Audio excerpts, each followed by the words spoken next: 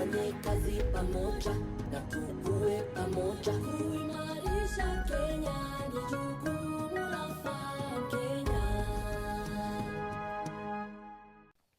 Well, good afternoon and welcome to this wonderful show today. And we're glad because we're about to have a very powerful conversation. My name is Nokip Kimboy, and right now I'm classified under youth because I'm not yet 35, over 35. When you look at statistics in this country and the continent of Africa, we are very young. The average age of, or the median age of Africa is close to 19. So does Kenya lie therein? So we are a youthful country. But with this bulging youth population, there is a level of disenfranchisement of sorts where there are no jobs, less opportunities for the youth.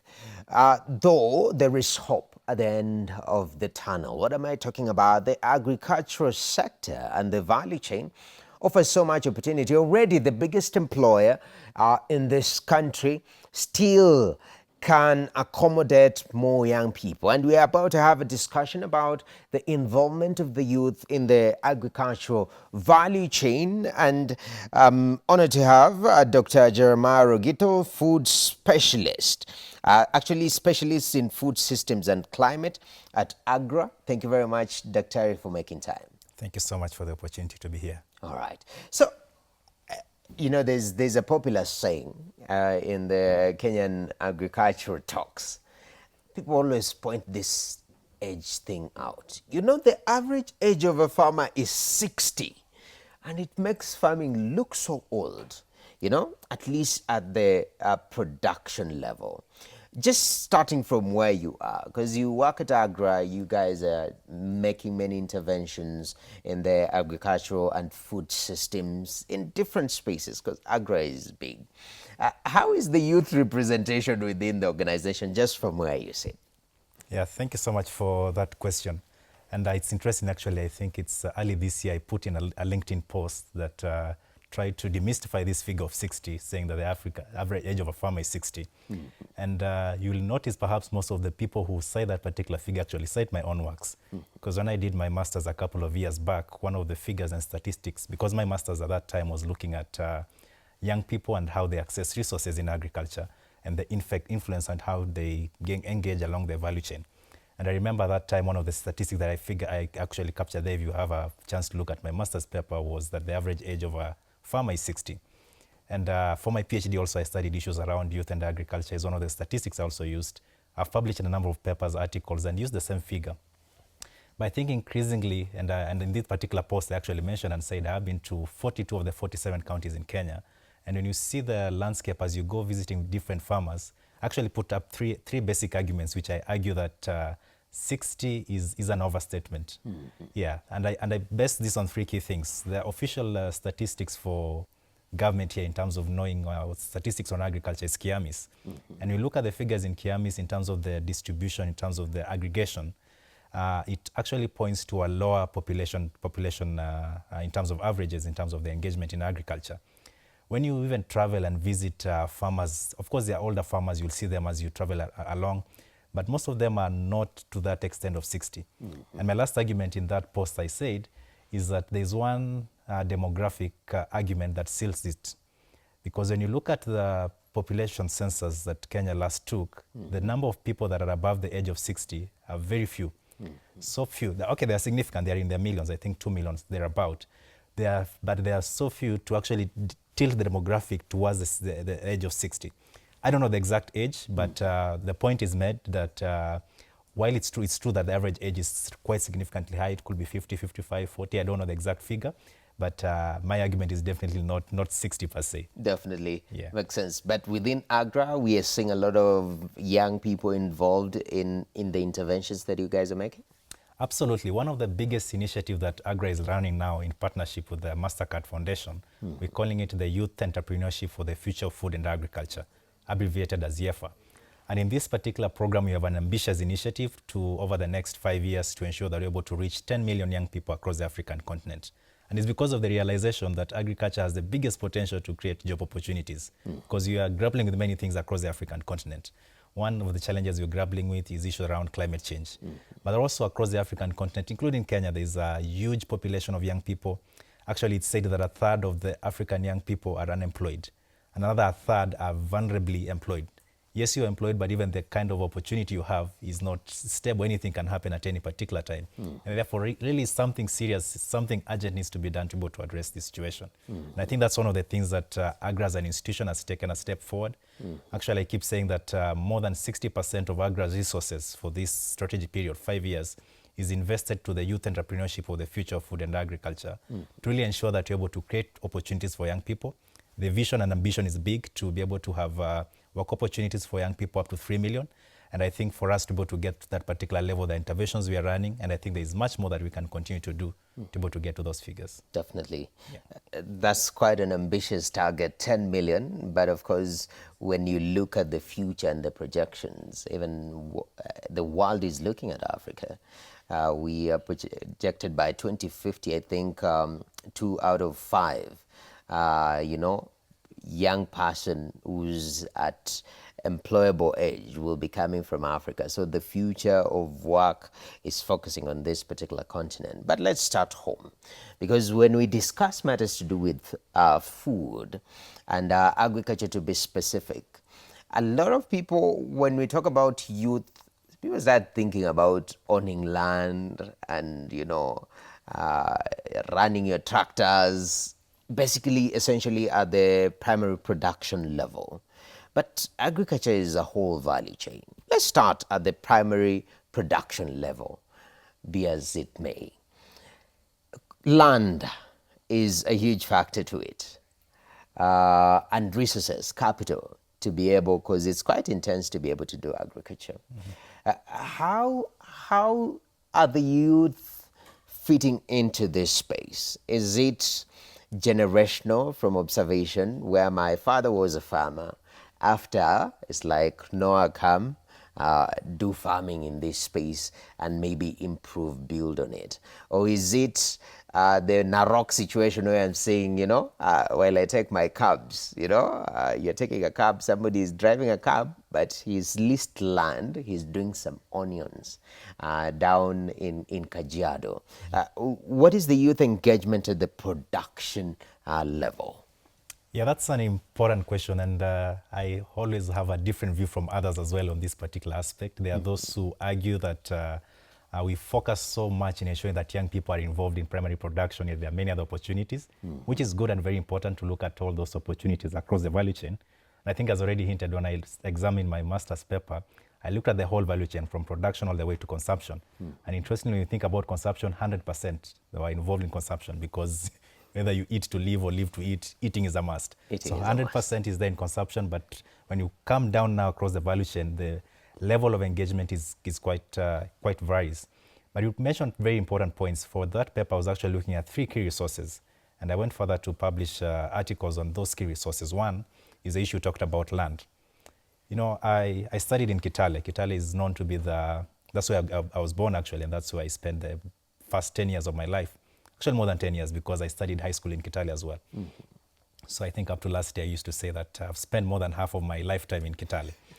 And I remember then, as a young farmers organizing secretary, approaching the school principal to request him to give us land as young farmers to be engaged in agriculture within the school context. And he was very gracious. He gave us some piece of land, gave us a fish pond to practice farming.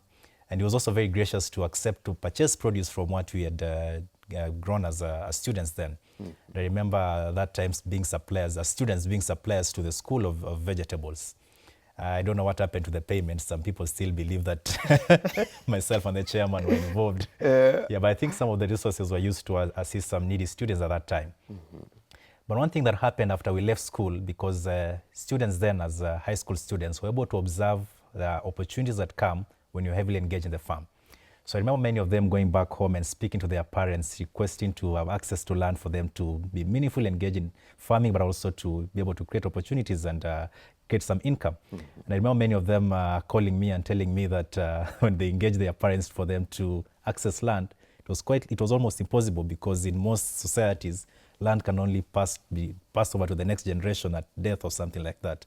So for some parents, it looked like their children are wishing them a death wish by requesting for them to utilize land. Okay. And because I think some of those parents are looking at it from the part of land ownership, and I think what is most critical is issues around land access, and I think we'll have some time to look at some of the models that I've seen to be very, very amazing in terms of ensuring that young people have access to land. But I think, as you rightly mentioned, and I believe that production is an important component, because I often say that unless we get to a place where we are producing food in laboratories, or we genetically modify Noah, so that you don't need to, after this interview, have to eat ugali or something, all that you need to do is take a capsule and you're okay for the rest of the week, then there has to be someone working on farm for that production to take place.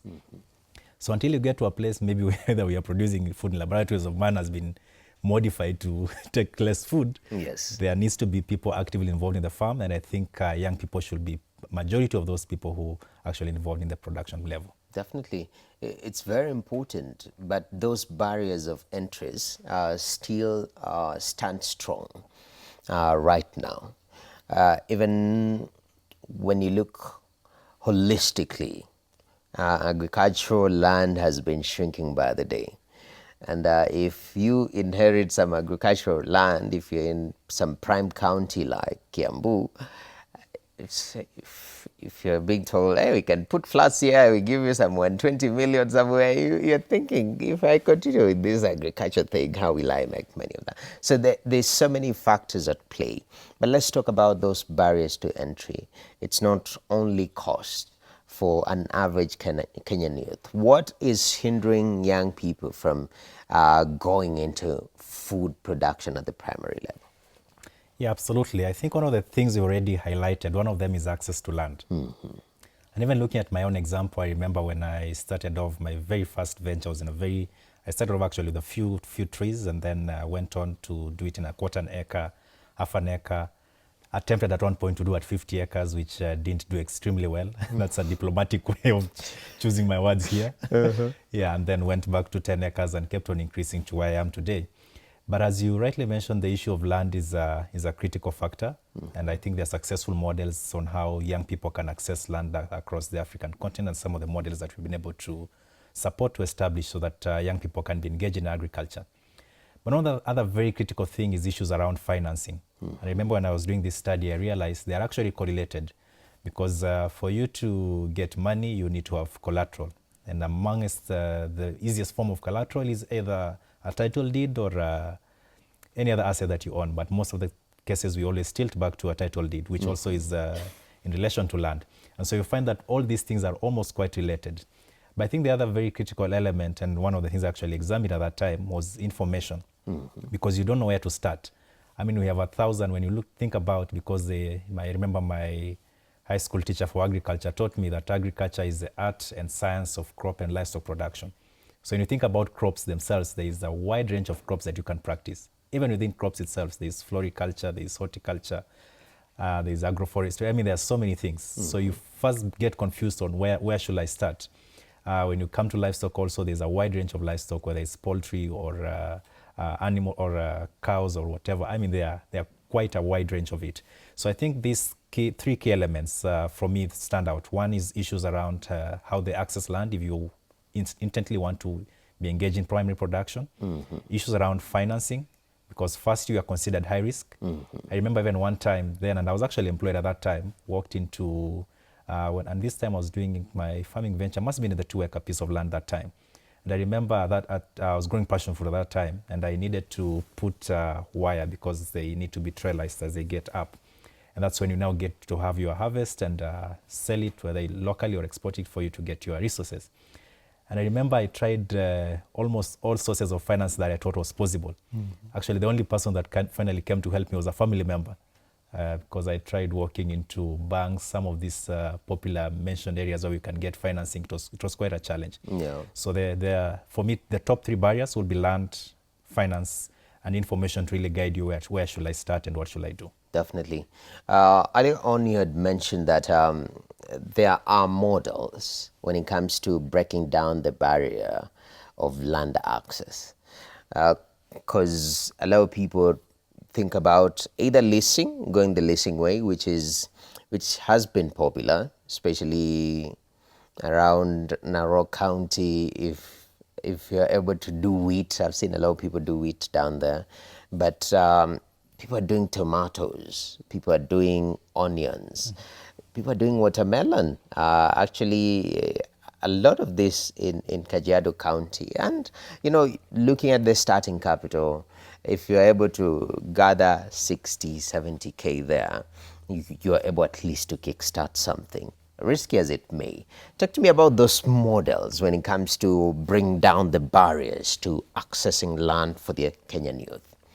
Yeah, absolutely. Let's assume that you've chosen the path that you want to engage across the value chain is primary production. Land is obviously a critical factor. But even within that context, what do you want to be involved in? Does it require a wide space of land? Because if you are considering mushroom, then that needs quite a small piece of land. But if you are considering wheat, maize, or some of these value chains, then therefore you need expansive pieces of land. So one of the areas that we've supported, and this is in Tanzania actually, through the Building Better Tomorrow BBT program. It's a big program, flagship program, supported by many partners. And this program identifies large tracts of land, government land, and ensures that an infrastructure that is required, whether it's water, whether it's the housing or anything that is required for you to successfully be involved in agriculture, is placed in that particular area. Actually, it's one of the suggestions I'd actually given in my thesis when I examined issues of land, that we can identify. And there are many areas where land, as you rightly mentioned earlier, in Kenya, it's a different story because agricultural land is shrinking by the day. The productive land, that's where people are settling. That's where other opportunities for you to access money comes. And I always hold the view that if you are involved in a business that doesn't give you the best returns, leave it. Yeah, but of course people must eat, so you must also think about the other advantages of agriculture in that line. But I think models like, for instance, the Building Better Tomorrow BPT program, if governments can be able to adopt this, and in Kenya, in the context of Kenya, for instance, where agriculture is devolved, if county governments can be able to adopt this, ensuring that where there exists large tracts of land, and enable the infrastructure there so that young people can come and do whatever crops they want to be engaged there. And I think the program that, for example, we have in Tanzania, they have supported across, not just in terms of them accessing land, but also having the infrastructure, but also towards the tail end when the produce is ready to support them in issues around marketing. Yeah, so I think that is one of some of innovative models that can be applied to ensure that young people can easily access land for utilization and profitability. Okay. I like that. It's giving SEZ, a special economic zone. But for land access, we've made sure that there is proper water supply. We can even do other infrastructure that when you harvest, we have a cooling system, all that, just to enable, make it very easy, subsidize, and that's quite interesting. I know even amongst the youth, this issue of even another challenge under that is women in farming, because traditionally there have been, especially land ownership, which has been a huge barrier. I think some of these interventions will sort of have this trickle effect, transforming agriculture, even bringing gender parity within agriculture? Absolutely, it becomes very important. I actually failed to mention that. You are first disadvantaged by you being a young person. Even you look at the status of the climate report that was released recently, it says that young people are the most vulnerable to climate change.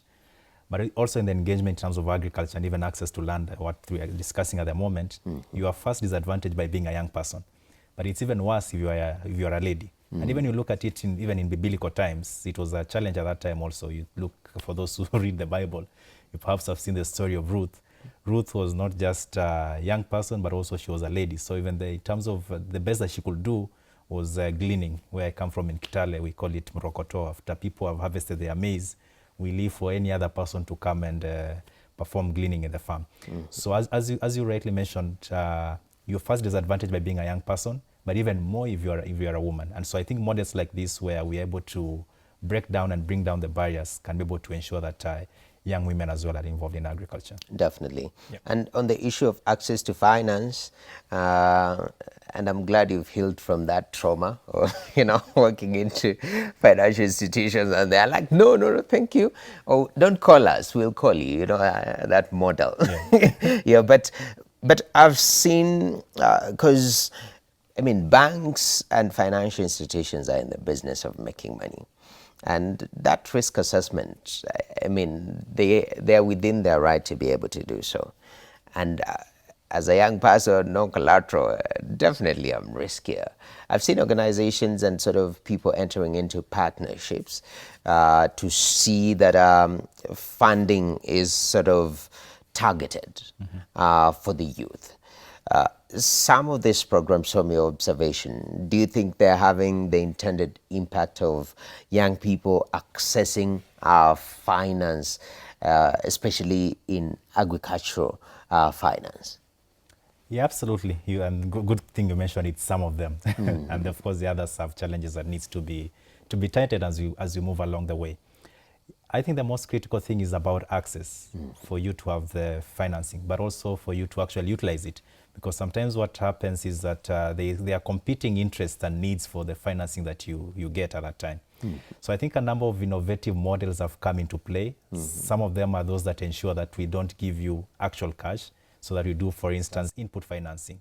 So for instance, if you are a farmer and you needed to plow and you don't have cash to plow, you are enabled to access maybe a tractor or something that will help you to plow. If you are involved in planting forestry or things like that, access to seedlings and mainly input financing for you to be able to venture. Of course, that brings down the risk because of competing needs of cash, then you will have to utilize the cash for the intended purpose. Yes. But I think sometimes one of the challenges with input financing is the timing of that particular financing and the timing of that particular intervention. And I'll give you an example. This must have been 5 years ago. I'd been involved, I was still doing passion fruit, moved now from 2 acres and moved to 10 acres. And one of my challenges at that time was also accessing the wire for trellising. And I think I remember I'd been chasing this input financing for quite some time. And I kept on going over and over again, filling forms after the other. And I think by the time finally my crops, and because I'm hoping that is going to come, I'm not looking at other opportunities and other avenues to be able to solve this particular challenge, and trying to get the financing I'm chasing now is for other issues, because I know for sure I'm going to get an input finance to help me to put the trellis. But I remember one particular day walking to the farm, and all my passion fruits are lying down on the ground. And when they lie down, they are now facing other challenges. The issues of diseases come into play. Yes. Yeah, pests also come into play because they are just lying down on the floor. And I needed to make an immediate action at that time. So I remember being very disappointed that morning and trying to chase all manner of financing I could get to buy the wire. And I remember I left that time. That farm was in Eldoret. I left and went to town and purchased the wire from a hardware. By the time the wire is actually now coming for me to utilize in the farm, it's too late. And because now I can't change, because now I have different needs from what I had at that time, because I've already solved the need that I was chasing at that time. So I think also as we think about this access, it's important also in the context of agriculture to look at the timing on when we access it. It's also a very critical element. Definitely. Yeah. Wow. Dr. Jeremiah Rogito is somebody who does not just speak about farming. He's done it, and he's giving practical examples. We want to take a short break from this discussion on matters youth in agriculture, and we'll return with more. Keep it KTN, keep it Farm Kenya.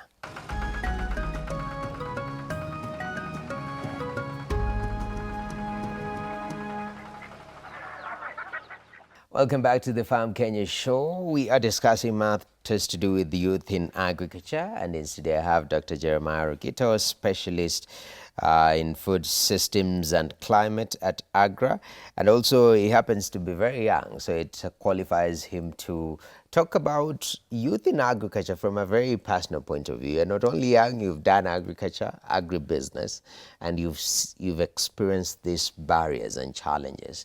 And before we took a break, you talked about timing, which is very important. But I don't know how that can be worked out, because again, access to some of these opportunities, financing opportunities. It seems to be a process. So you tend to follow, as people call it, mtaratara flani, a certain process before you are able to access. So is there a remodeling so that the timing element can be factored into, so that our target is not a miss at the end of the day? Yeah, absolutely. Because even when you think about, and for things, for instance, crop production, livestock, there's a way you can play around it. But for things like crop production, it's season sensitive. I mean, if you miss that particular season, you have to wait for the next season. And I think I remember one particular example when I was doing potatoes in a 30-acre piece of land. And up to almost the time before the rain begins, before the onset of rains, I have prepared the land, but I haven't gotten the seed. And I remember making a very wrong decision, a very rash decision at that time, to go and just buy any sort of potato and plant it there. And see, this was 30 acres. For 30 acres, you don't want to make such a mistake. I don't know why I made that mistake, having studied agriculture myself. But anyway, we learn every day. Yeah. So I think us who are there in the agronomic sense and us in the development space should be able to ensure that we're able to work and address these challenges over time. And I think some things have been able to be done in some cases, but I think on issues of financing, there's still much more that needs to be done to ensure that we're able to tighten the issues around access to financing, that it aligns very well with the onset of the season. Yeah. That's very, very important. Convincing the financial sector on land, because ideally we can have development partners, and it's a good thing. But that's not the strategy long term. The strategy should be at least the financial systems to develop confidence in the agricultural sector, and to be able to pump money there because they see value and they're able to get their money back in profit. I don't know, how do we achieve that? How do we sort of make it de-risk the primary and the whole value chain at large? How do we de-risk agriculture? Yeah, I think something is considered a risk because you're not able to predict what's going to happen.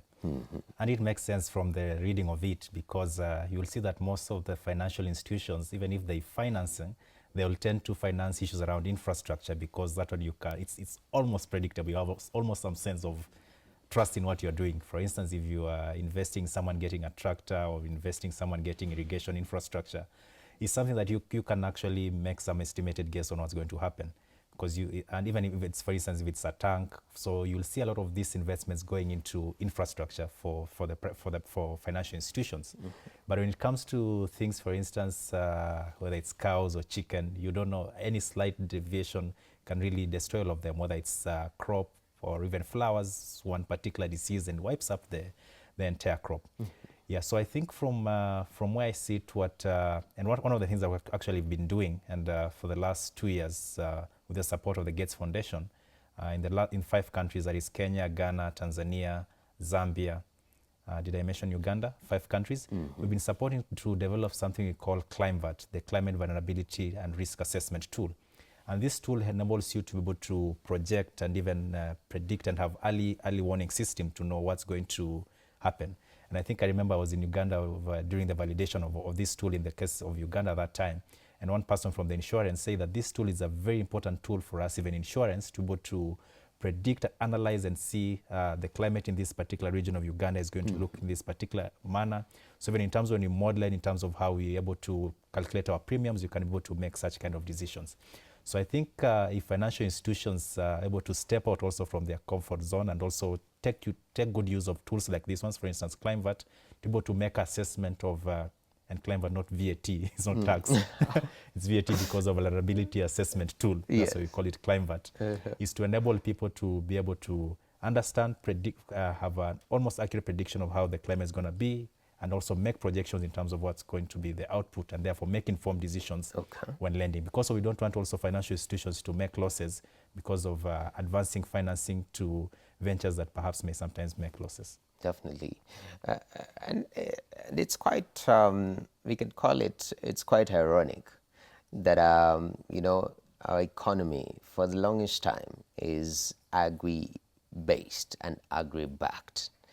Whereas when it comes to the channeling of resources, it's not as attractive, that agricultural sector. So it's giving, you know, it's almost a two-faced or a two-headed animal, which has on one end the biggest potential, because agriculture is the biggest actually employer when you look at it from primary and also the extended value chain at large. So it's quite interesting to see that the financial systems are a little bit very careful when it comes to on lending, but utilization of such tools, as you say, brings in predictability and sort of calms down our finance brothers, which is very, very important. The other thing you had mentioned is the gap in information. And you said, I believe information is power. Mm-hmm. For the Kenyan youth, what is that gap, that information gap, that is also presenting itself as a barrier of entry when it comes to young people coming into agriculture? Yeah, I think it's mainly to think of where should I start, because we keep saying that there are many opportunities across the agriculture value chain, and I think it's my former FAO country rep for Kenya here, now works for the Africa, it should be the Africa rep for World Vegetable Center, Gabriel Galema, who says we need to eat, what we need to eat is food, we don't eat opportunities. So, but when you think about the many opportunities that we keep talking about, where are they, where do I start, what should I do, and what is the step-to-step process? Mm-hmm. And I think I'm happy with what some institutions have been doing at this particular moment. I know, for instance, Brighter Monday now, in support of MasterCard Foundation, is developing playbooks of different sectors, and starting, of course, with the agriculture sector to look at for instance, if I want to venture into agriculture, where should I start? Should it be crop? Should it be livestock? But also looking at the environment and the ecosystem where you come from. But I think also wanted to make a comment on something that you mentioned earlier. I was trying to make sure that I don't be political. But it's an important concept to think about if you are to be truthful about issues of agriculture. Mm-hmm. And it's a discussion I had just last Friday with one of our partners. And a partner had gone to visit another area, and they were told that in this particular field of land, we used to have crops. And it's easy to say that because if, for instance, you have potatoes or onions that you had planted, maybe after 3 or 4 months, they are out of the field. And that's why you'll see most people trying to make sure that even if they do the investments, or even trying to, whether on land or do anything, they'll want to prefer to, on issues that infrastructure, things that you can see. Because if it's a water tank, you are sure that the water tank, unless it bursts, you are sure that the water tank is going to be there 3 years, 4 years, most likely. If it's drip irrigation, you're going to see the drip there, physically going to see it. If you sunk a borehole, you'll see the borehole.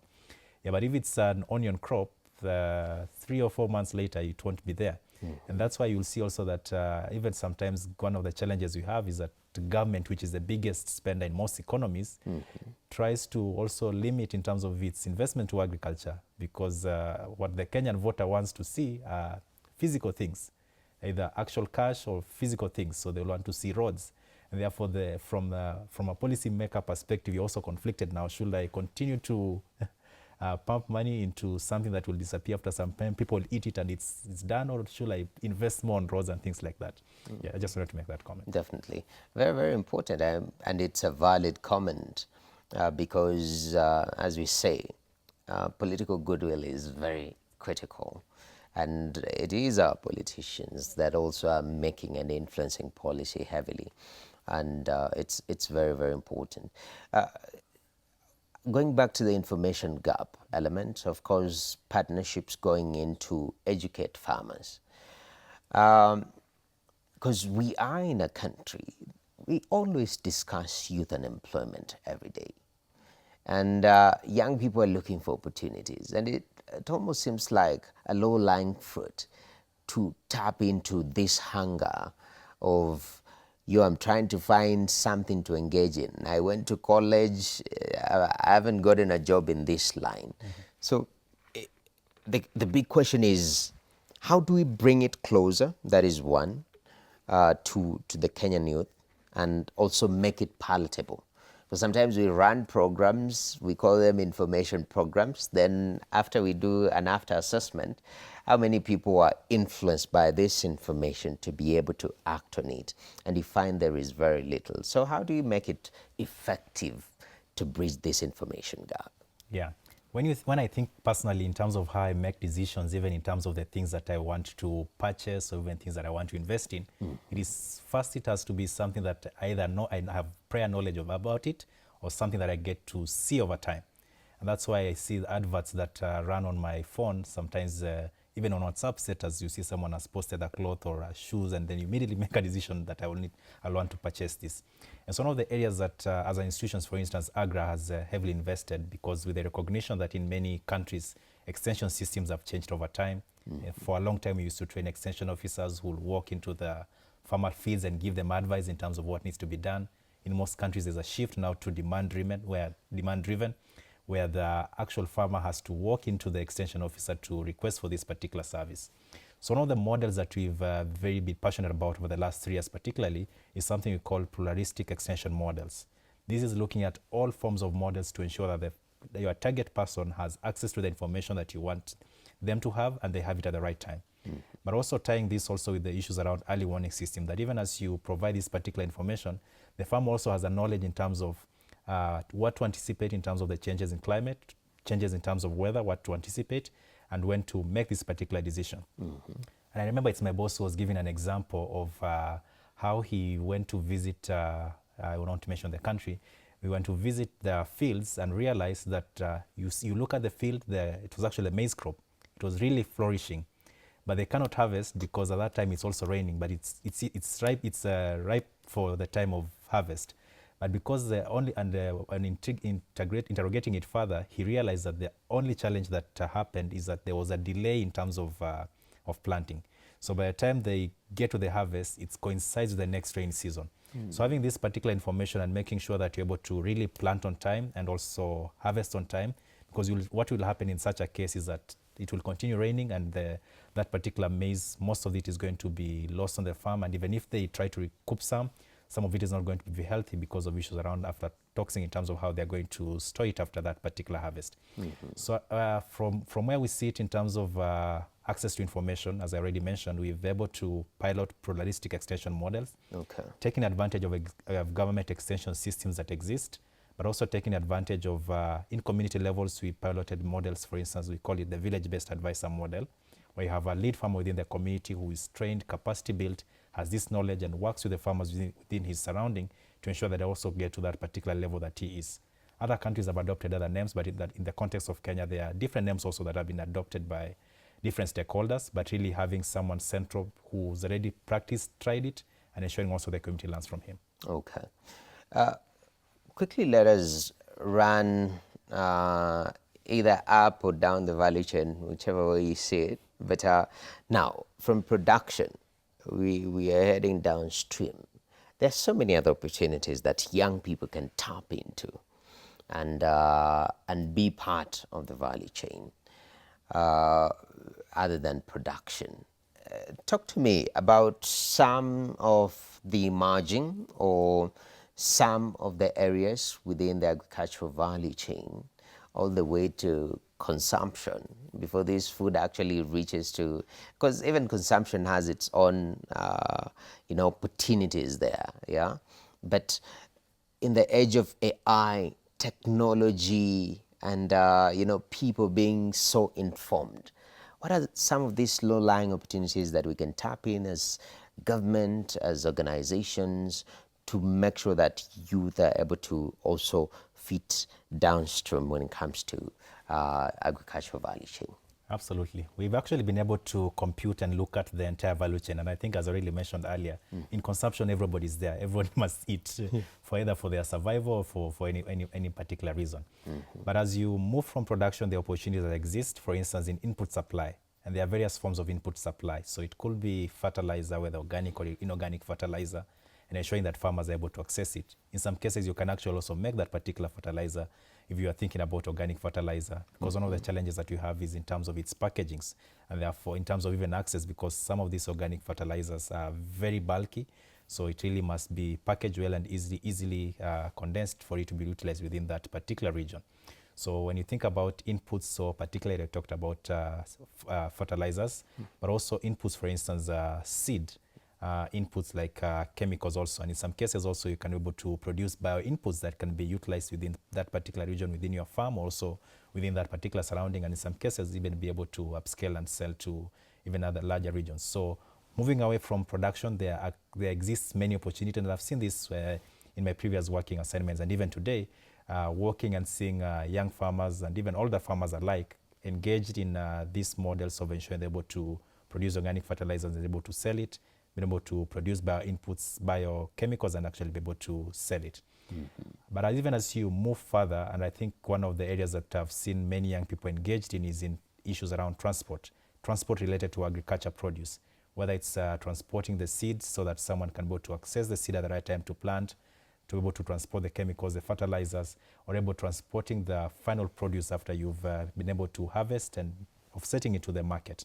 So as you move across the value chain, also there exists opportunity around transportation. Okay. But even as you move further, there are opportunities around the processing area, whether it's using of small-scale machineries to be able to produce, whether it's in some cases I used to see that in Western Kenya, in areas like Viga and Kakamega, using simple elements for solar drying for vegetables, because one of the challenges we have is post-harvest losses in agriculture. It's said actually a third of the food that is produced globally is either lost or wasted. Therefore, so ensuring that we're able to pilot some of these models and young people being engaged in ensuring they're able to be involved in processing in a small way, in a large way, there exists opportunities there, and I can go on and on beyond all the way up to the level of consumption. Wow. Wow, so much opportunity right there. So movement, very, very important. Value addition has always been that discussion that we've had, even as a country, not only in agriculture, but many sectors, manufacturing at large. But agriculture is one of those that for the longest time, Africa and Kenya has exported raw products. And the argument has always been, why don't you value add this thing internally, then sell it better? Of course, we can go back in time and argue about the systems that were laid even during the colonial era to make sure that this is accustomed to it. Just recently, I saw in Ghana, they're now pushing to have their cacao, value added within the country. It will create more value. I don't know whether it will go through because, again, it's a whole political process and also the global forces at play. But locally in Kenya, value addition in the agricultural value chain, what is the potential of that? What will that do if at all it's taken seriously? Yeah, we see it taking place in some areas, in some value chains. We think about, for instance, most of the juices that we consume, that is value added and produced here locally in Kenya and sold here in Kenya. But in some value chains, I think there exist some other technicalities, but I think there is much more that you can be able to do as a country to ensure that you're able to value add it. Yeah, when you think about crops, for instance, coffee, tea, most of this being exported as it is and exporting our best grade for it to come back again to some places being sold to us. So I think there's much more that can be done, but I think borrowing also and learning lessons from some other very successful cases in the cases of juices, whether you see pineapple juices, a lot of it around that has been value added here in Kenya and packaged nicely for it to be sold back in Kenya. Yes. Juices like oranges and many other juices, including passion fruit, one of my favorite fruits. Yeah, so I think we can be able to learn successful models from what has been done in value chains like those ones and be able to apply it in other value chains across the agriculture sector. Definitely. Yeah. Speaking of juices, it's reminded me of my local plug was sugarcane juice, and he takes sugarcane juice, mixes it with some passion, some beetroot here, and you can see that there is an element of adding value. I got fruits, and now I've made you, juice. Yes. Right now we have an excess of mangoes. Everyone is selling mangoes. Yeah, you go everywhere. There is a car. Mangoes are there. And I think Professor Kibwana down in Pakweni, Yep. they had done a huge plant. I hope it's still doing it, but it was about value adding, and I see there's so much potential right there. Our time is running out, Dr. In closing, I know there are programs that you guys are doing. The target is almost 10 million Kenyan youth. For this year, and specifically Kenya, involving youth in agriculture, what is the goal? What can we hold at least Agra or you in person accountable to by the end of this year, or maybe a particular time frame? What are we looking at? I think our goal really is to work at the system level to ensure that young people have the necessary infrastructure, the tools and the playbook for them to be able to meaningfully engage in agriculture. Okay. But I also sit and hold the view that also there is a role that there's how much you can be able to go, but also there's how much that as a person you can be able to go. For someone who is drowning, in as much as you want to save them from drowning, he or she who is drowning also needs to play a part in ensuring that they're also saving themselves from the aspect of drowning. The 10 million reach target is for the African continent, and the 3 million work opportunity is also an African target. For Kenya is even much lower. Yeah, so I think from where I sit, really, the role of young people, the part that they need to play, they need to be able to take it up. I think it's one former American president who used to say that if you don't do it now, when do you want to do it? If you don't do it here, when do you want to do it? Where do you want to do it? And if it's not you who is doing it, then who is going to do it? And I think it's the same person who kept on saying that ask not what the government will do for me, ask not what Farm Kenya will do for me. Farm Kenya has done its best to ensure that you have access to this information, but ask also what you yourself are going to do. And my parting shot has always been that for whatever cost and for whatever reason, start. Even if it's starting small, make sure that you start. It cannot sit as an idea in your head, in your mind forever. Make sure you're able to make a progress and start from somewhere. Definitely. There's no better way to finish it up than to call people to action. Start. When the good book says, the Lord rejoices to see the work begin. Never despise small beginnings, Some of us are like, I only have 10K. No. Start with that and build on it. And that's been an amazing conversation, Dr. Jeremiah Rogito, specialist, food systems and climate at Agra, and also somebody who's done farming, his lived experience. He's a youth, very young, and he has lived being a youth in the Kenyan agricultural system. And he says that there's plenty to be done. But at the end of the day, for you as a young person, you have a responsibility on yourself to leave that idea out. And you're challenged to start, even if it means going into those financial institutions and knocking those doors. Do not get tired, but most importantly, begin. That's been our conversation right here at the Farm Kenya Show. My name is Noah Kipkemboy. Enjoy the rest of your viewing. We're out. Kuwa mkono ambao unalima ardhi, mlango wa mkulima, kuwa mshindi, kuwa na uhakika sasa, kulea mustakabali wa baadaye. Tufanye kazi pamoja.